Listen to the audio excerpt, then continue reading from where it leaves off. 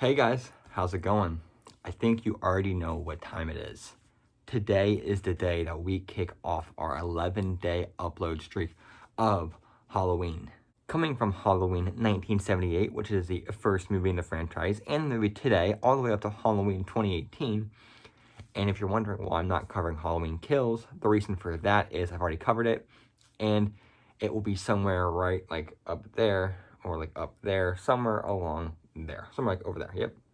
One of those two spots. Before I get into anything though, I do want to say that Halloween is like one of my favorite like horror franchises ever.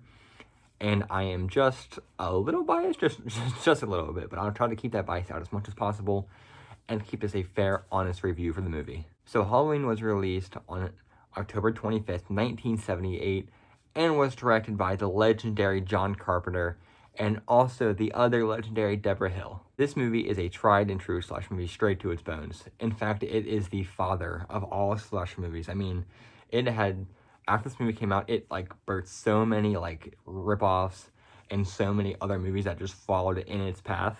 It wasn't the first slasher movie because before this we had movies like Psycho, Black Christmas, and The Town That Dreaded Sundown. But no movie had like the same impact that Halloween did. And I think the major reason for this is because this movie feels like something that could just happen in real life. Like this fucking crazy ass serial killer breaks out of a psych hospital and goes around killing kids on Halloween.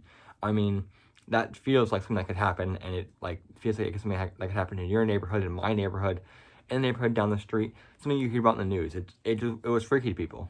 So I just basically gave you a basic summary, but I'll just do it just one more time. So a fucking crazy ass psychopath named Michael Myers breaks out of a psych ward and goes around on a killing spree on Halloween night. Like I already said, the movie takes place in a suburban neighborhood with teenagers, and the teenagers feel like people that you could know, or people that you do know, live down the street from you, or go to school with you, or like your friends' kids. I mean, they feel like someone that you would know. Personally, I watched Halloween like very young, and I had like nightmares of Michael Myers breaking into my house and like trying to kill me. And I imagine a lot of people did, like around summertime growing up when they watched this movie. The white William Shatner mask fucked me up for no reason, bro. I don't know why I did. But Michael was only part of this movie. Another part of it is Laurie. And she feels like someone that, like, also, again, that you could know and someone that you root for. And you see, like, a part of yourself in her. And we all wanted her to survive and, like, get away from Michael. Laurie was fucking awesome. And still is. In Halloween Kills and Halloween 2018, bro. She's fucking awesome. And the score of this movie, it is hard to put into words, like, how good the score is. Like, it is such a good job. It is so fucking good, so iconic, and I know you've heard it. I mean, it goes a little something like yeah, you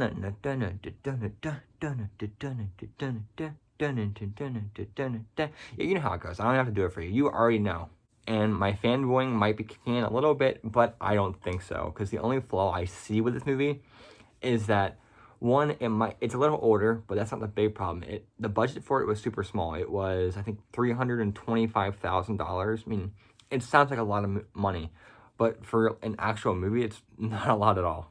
And again, none of those are like actual flaws. I mean, I think that like just represents how like good of a movie this is and how like it stands up to the time. This movie is, of course, like I said, a slasher movie and has the slasher movie tropes. Hell, it even invented some of them. The impact this movie had on the world and then movies to follow it is actually insane. It's crazy like how popular this movie was and still is.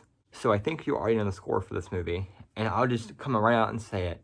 Halloween is an obvious 10 out of 10, and anything like that's not 10 out of 10 is a crime against humanity. Getting into the spoiler section of the video, if you have not seen Halloween, which I'd be very surprised if you haven't, this movie's been out for a while.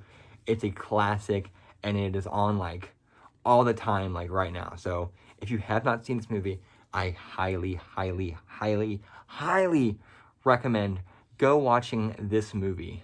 And if you already have seen this movie, let's just get right into the good shit. I mean, we already know the first little bit. Michael kills his sister, gets locked up in the psych ward, and then Michael escapes, and Dr. Loomis goes looking for him. He goes back to Haddonfield, and then we follow Laurie. She's just going through a normal day, you know, just getting stalked by a psychopath who is just living his normal day, robbing graves, and just stalking people. So just a pretty casual day for everybody. We then take a time jump to later in the night where Laurie is babysitting Tommy Doyle, and then she babysits another girl as well, and her friends start getting killed by Michael. She finds them, we get into a big chase scene, and you already know how it goes.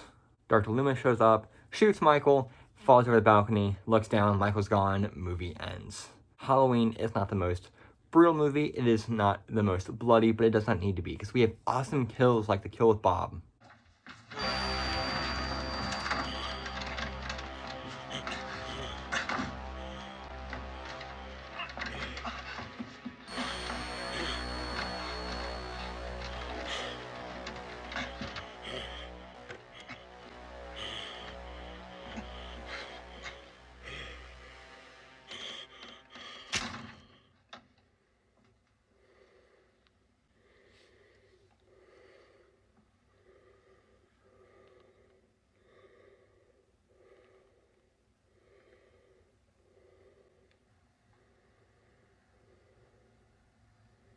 I mean, look how happy he is after killing Bob. He's like, it's all in a hard day's work. But after Halloween 1, the timelines, like I already said in yesterday's video, start getting really fucked up and it becomes really confusing. So the spoiler section for other Halloween videos will be a little more in-depth just because I think everyone's seen this movie and it's a good, just easy kickoff to the Halloween franchise. Also, I'm not sure about you, but some of the later Halloween movies kind of like fuse together in my head, like 4, 5, and 6 and Resurrection. They all kind of feel like all the same movie. We should just both rewatch them, you know what I'm saying? Like, get a refresher in our head of what actually happens. I really hope you guys enjoyed the video, and I'm sorry if I fanboyed out too much and gave the movie a higher score than what you thought, but personally for me, this movie is a solid 10 out of 10. You just already know how it goes. And I really hope you're excited for the 11-day madness that I'm about to put myself through. Did you enjoy Halloween? Because if not, we're gonna have some problems. I'm just kidding. No, I'm not. You better have liked this movie. Like, you better have liked it, like, a lot. So, click the like button, like I already said. Comment down below what you thought, if you're excited for the 11-day craziness, or anything else that you thought about the video. You want to say some dumb shit? Just go for it. Just write down in the comments below. Say some dumb shit.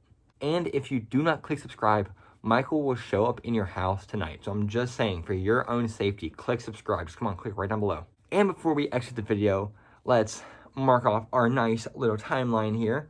We can just check this shit off so we know what movies are done with. Boom, boom, boom. Look at that. Halloween 1 finished.